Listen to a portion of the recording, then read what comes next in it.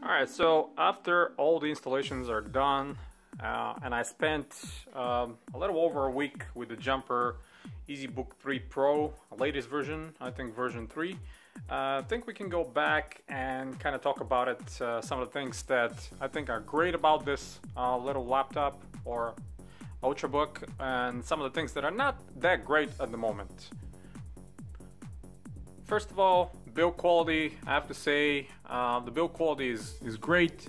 It's not the best, it's not the most amazing I've seen. Obviously the aluminum on the surface and on the bottom, on the top, is a little bit more rough compared to some of more higher end, more expensive Ultrabooks from Apple or from Samsung or Huawei or Asus or any of those brands, you know, above $1,000 laptops. Definitely a lot more refined, more smooth, but this is really not that big of a difference.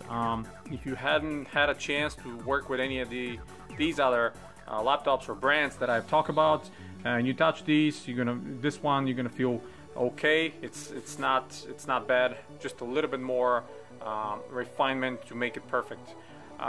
Keyboard has a very good key travel, very tactile. I like the layout. The only thing that I don't like is the delete button. I wish the delete button was right here in the corner where it belongs, and the power button was outside of the keyboard on the frame. But it is what it is. It takes a little bit of a time to get used to it, which I did, and now I'm okay with that. Trackpad is okay at best. The two finger scrolling, it's finicky, skips, so it's definitely not a precision trackpad, but it does the job if you don't have a mouse around. But as you can see right there, I have a little transmitter for my Microsoft, wireless mouse that I use if I have to. I also have a Bluetooth mouse in case I need that port. I can connect the Bluetooth mouse and use that instead. But the trackpad is okay, the size is great. The material though, I wish there was at least silver, if not glass, at least silver, the same as the bottom or the surface of the Ultrabook, because as you can see, being black like the keys, you already can tell where the oils from my fingers leaked on the plastic, the corners for the buttons. Over time I feel like, with months and months of usage, or a year or two, this surface will be completely worn off. It's not the best quality plastic, so that's one of the things to keep in mind. But if you're using an external mouse, you should limit that exposure or that problem to the minimum. So on to the next one. And this is the display. I have to say, for the money, $250 shipped, this display is absolutely outstanding. 1080p, IPS, 13.3 inch, absolutely amazing. You will not find this kind of display or any popular brand, especially for that price. No Dell, HP, Lenovo, none of those brands will have the same size. IPS, 1080p, 13.3 inch, matte screen.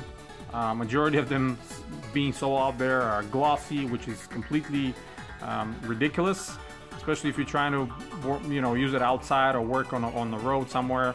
The display of this Jumper is just outstanding. Minor gripe for me though is, let me see if I can show it.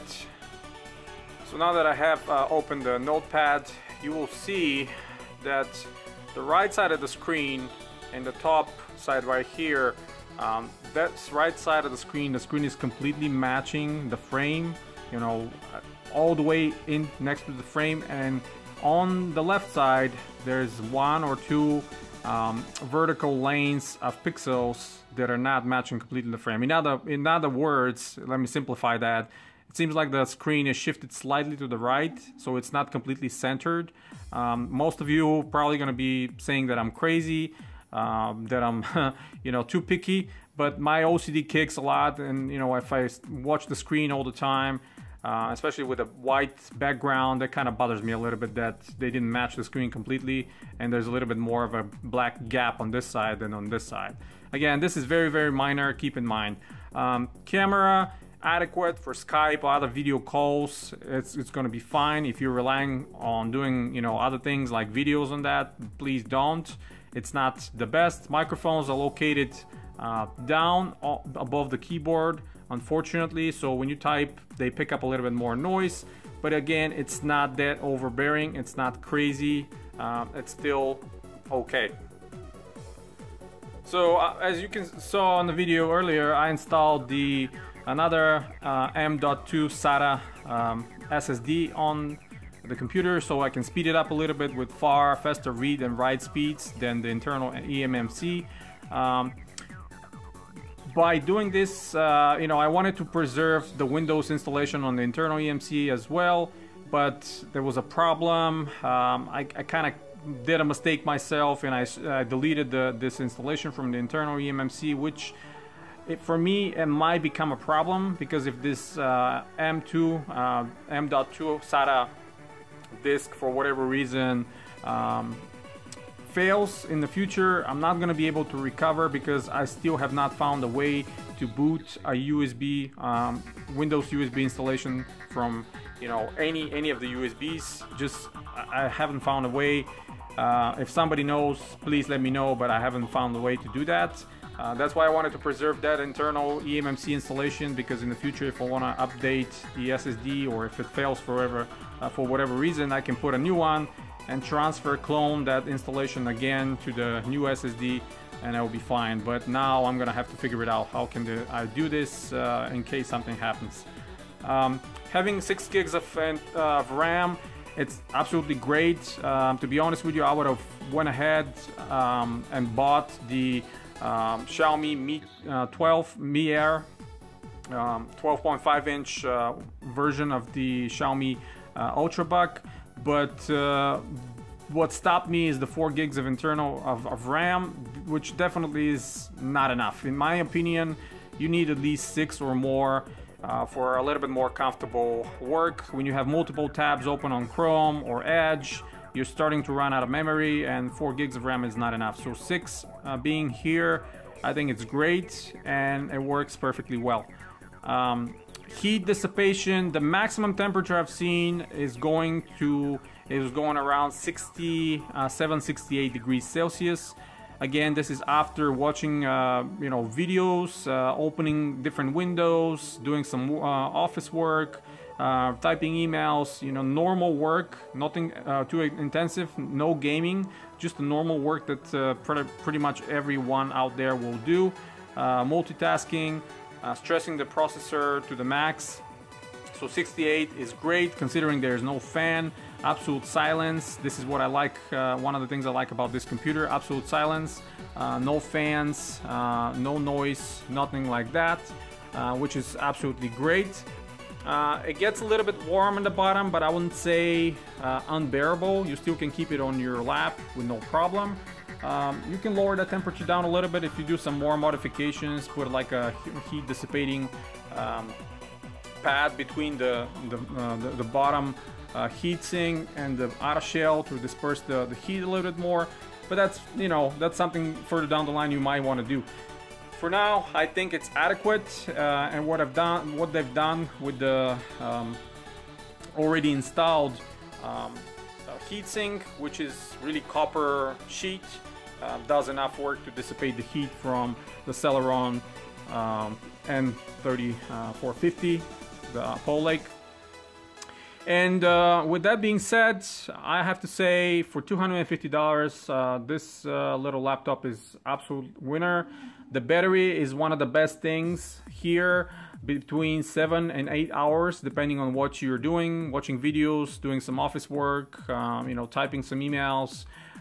This is an outstanding battery life in my mind. Only 6 watts of energy that CPU is using. So definitely works great. Charging time is about 3 hours if you have it on, working and charging at the same time. If you're If you turn it off and you're charging, it's far less, around 2 hours, which is great. Slight concern, the charger you saw earlier. Keep in mind that if you break that charger, it will be hard to find a replacement. I try to find a replacement just because of that reason. If I break it for something happened and it breaks, how I'm gonna charge it. Maybe you can try to find a spare, something, you know, not specifically made for this, but that matches the voltage and amperage. So I don't know. Definitely, if you find a second one somewhere on the web, go ahead and buy it. I'm assuming it's probably not going to be more than $20–30 just to have it as a backup. But yeah, what else I can say? I mean, pretty good quality. Obviously, there's some, you know, some minor issues that some of you might notice. You know, like if you see here where the bottom shell matches the frame, tiny gaps. Again, that doesn't bother me that much. Kind of like here on the same side as well. The rubber feet are nice and sturdy. They provide enough support. Wireless coverage, it's above average, I would say, from that Intel AC adapter.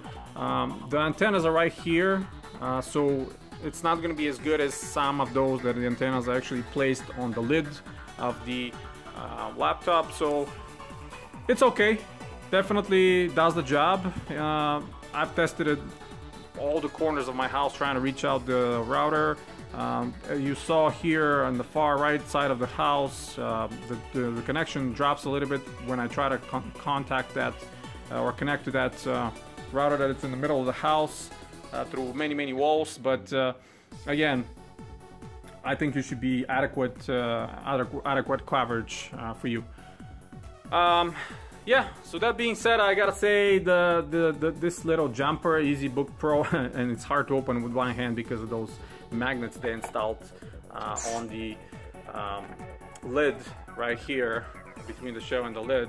So it's a little bit harder to do it, but the hinge is pretty sturdy. I gotta say, it's not gonna, you know, it's not gonna wobble too much. I think it's really good. It's really good for the price. Again, $250. I think it's perfect travel and road companion. You can take it on an airplane, you can travel with it, do some work, watch some videos, and so on and so on. That's about it, guys. Have a good one. Hit the thumbs up if you like the video. Stay tuned to the channel. There'll be a lot more coming very soon, a lot more exciting things. I'm super hyped to show you some things that are coming my way, which will be very soon. But until then, again, you guys have a wonderful day. Bye.